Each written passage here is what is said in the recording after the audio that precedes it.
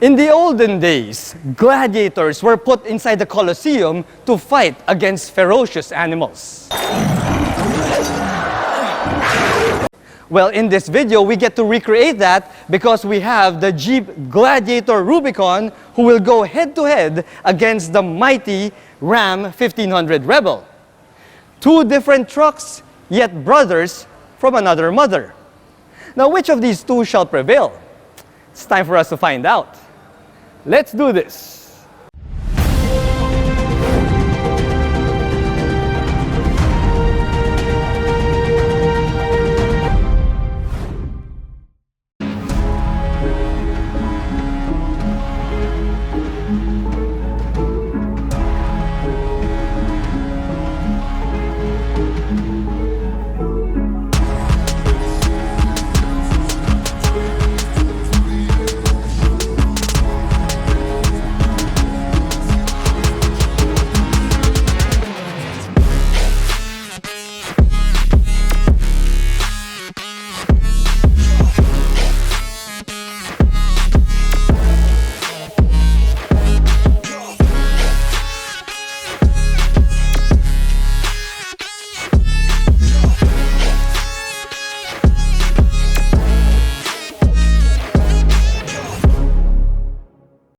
Hello guys, I'm Reagan and welcome back to another epic truck comparo. If you're new to my channel, I want you to click that subscribe button for your regular dose of Philippine automotive content. If you're my subscriber already, well, sit back, relax, and enjoy the show. But first, click that like button. Also, special thanks to CDJR Alabang for providing the Jeep Gladiator Rubicon and the Ram 1500 Rebel to do this truck comparo.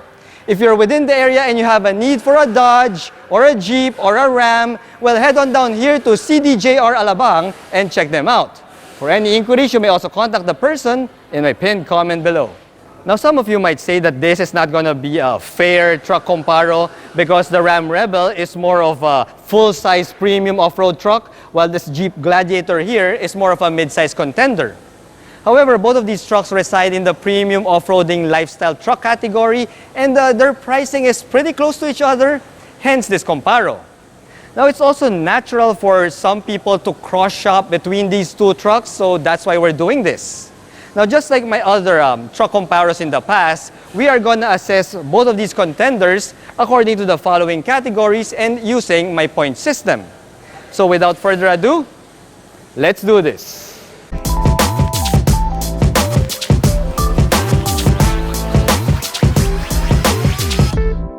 Turn up. Let's go. While I did say that the price difference between these two lifestyle trucks is pretty small, well, small here is a bit relative.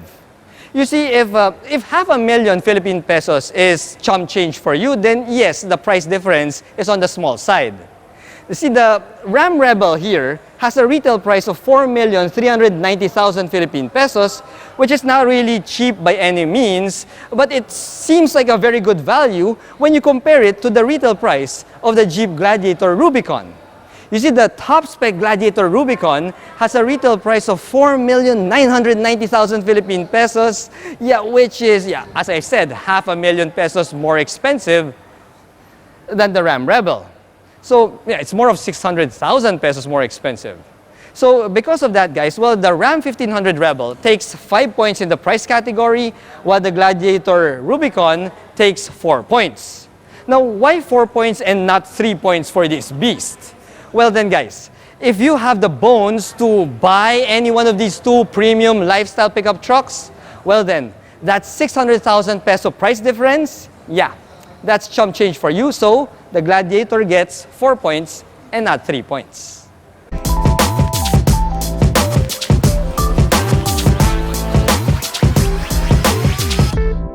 Turn up. Let's go. The Rebel is one intimidating full-size pickup truck that you don't want to meet on the highway. It has this large Ram front grille here and those 18-inch alloy wheels that are wrapped in rugged all-terrain tires. It also has a pair of dual exhausts at the back that growls at lesser cars. Now when you put it all together, Well, it does make for one mean-looking machine. But the thing is, guys, it's just big. I mean, with all due respect to the Ram Rebel, but it's just a regular and ordinary full-size American pickup truck. Now, true, it does look special here in the Philippines because there's so few of these trucks here, but go to the US and this Ram Rebel is a dime a dozen. So because it lacks that X factor and that sex appeal, well then, the Ram Rebel can only do 3 points in the looks category. The Jeep Gladiator may be a pricey truck, but man oh man, this is one truck that you'd like to meet on the street. It just looks so rugged and special at the same time. Now you know that this is no ordinary run-of-the-mill pickup truck with its Wrangler front fascia here, those rugged all-terrain tires, and that boxy and military-like silhouette. Now remove that roof and take out those doors, and oh boy, you've got one gorgeous and badass-looking truck that will surely turn heads. Now those heads will surely turn, especially if you've got a bunch of bikini-clad beauties hanging onto the roof bar of your Jeep Gladiator. Yeah, now you know what I'm talking about. So because this Gladiator has that raw sex appeal that all the other trucks just aspire to have, well then, it takes 5 points in the looks category.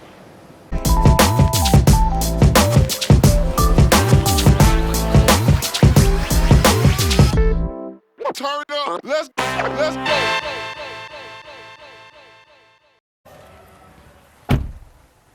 The Ram Rebel may look like a hillbilly truck from Texas, but here inside, it gets a plush cabin that can rival the premium SUVs built for Los Angeles. We get leather appointments all throughout this cabin, from the dashboard, the steering wheel, the seats, even the door cards. Now, I also love that we get this red metallic trim found here all over the place, and we also have some carbon fiber trim, carbon fiber inserts as well. And yeah, it all comes together to create this really expensive looking cabin. Now, the fit and finish of this Ram Rebel's interior is also at par with the Gladiator. Well, granted, they do belong in the same car group.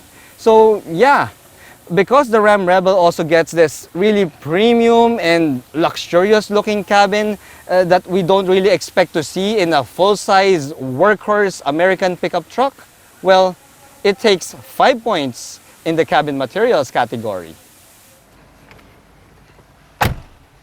The cabin of the Jeep Gladiator Rubicon gets a bunch of retro touches that appeal to the Tito of Manila and me.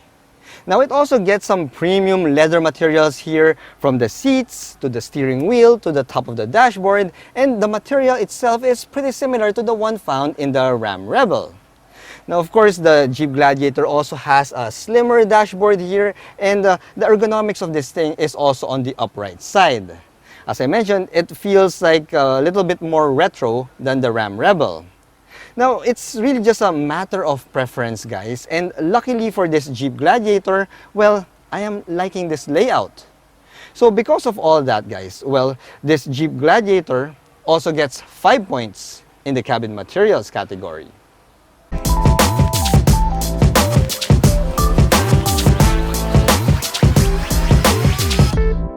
Turn up. Let's go.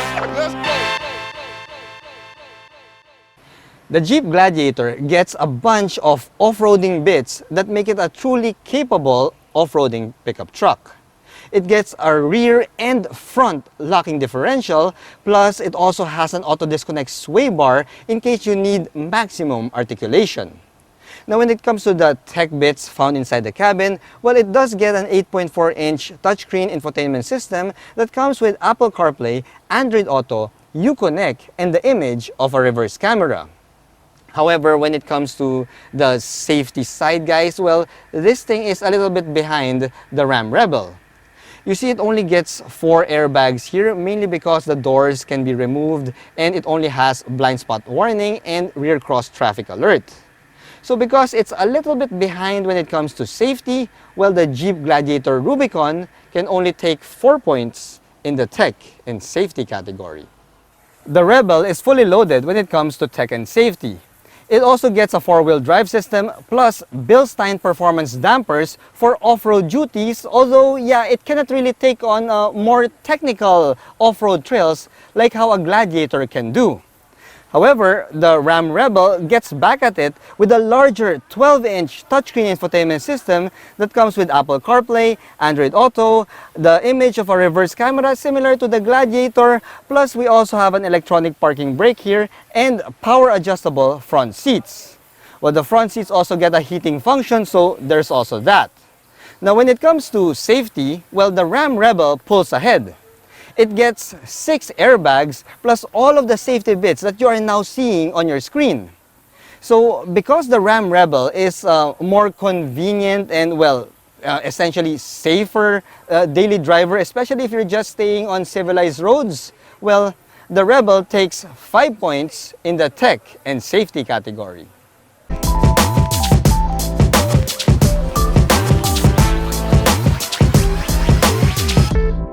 Turn up. Let's go. The Jeep Gladiator is the lifestyle truck, so it's really meant more for Porma than actual utility. The Gladiator can haul a payload of 1,700 pounds and tow around 7,600 pounds. Now that's pretty decent for a mid-sized truck, but it cannot hold a candle to the Ram Rebel's capabilities. As such, well, the Jeep Gladiator can only do 4 points in the towing and payload categories. The Rebel can often be found in job sites, farms, and trailer camps because, well, it is, first and foremost, a workhorse truck. It has a maximum payload capacity of 1,740 pounds, which is a tad bit more than what the Gladiator can haul. The thing is, the Rebel has a maximum towing capacity of 11,280 pounds, which is nearly twice as much as what the Gladiator can tow. Now that's where the V8 Hemi engine of this thing comes into play. So because the Ram Rebel is the stronger truck, well then, it takes 5 points in the payload and towing category.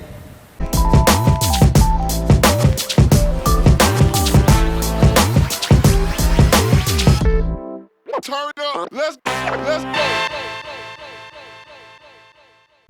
The Ram Rebel is a huge truck, which is great for intimidation, but not so much when it comes to maneuverability.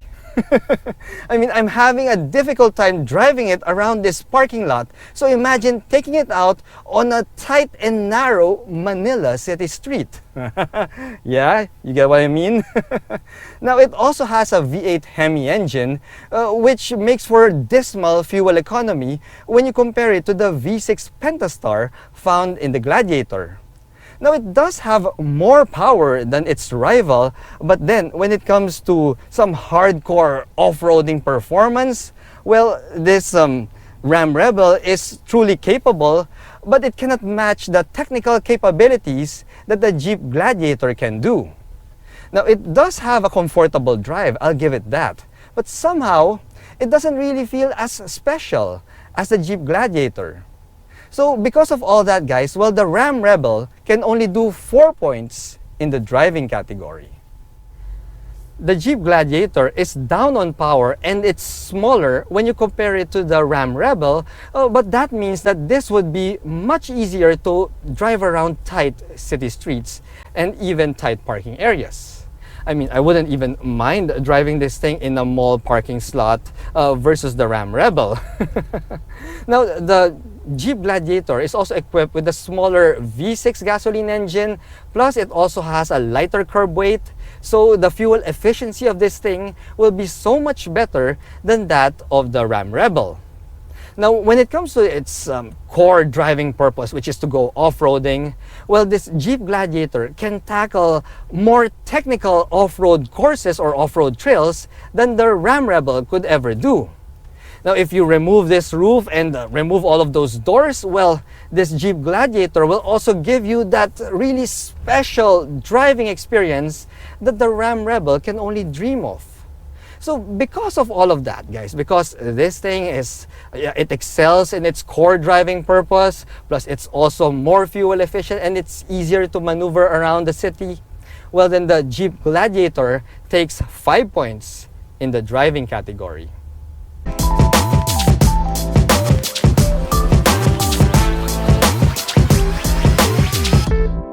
Turn up. Let's go. At first glance, it would look like the Ram Rebel is ahead in this truck Comparo owing to its lower price, its higher maximum towing and payload capacities, plus its better safety. However, the Jeep Gladiator Rubicon managed to tie the Ram Rebel, banking on its celebrity good looks and its purpose-built driving performance. Now, in the end, guys, it all boils down to what your priority is. If you're looking for an all-around, general-purpose, full-size pickup truck that can also off-road, well then, this Ram Rebel has got your back. Well, fuel consumption be damned. But if you want to look like a celebrity while you're trekking through the most remote mountain areas here in the Philippines, well then, the Jeep Gladiator Rubicon is the truck for you. Now, if you were to ask me what my choice is, well guys, I'd go for the Jeep Gladiator Rubicon because, well, celebrity feels, baby. Anyway, thanks for watching.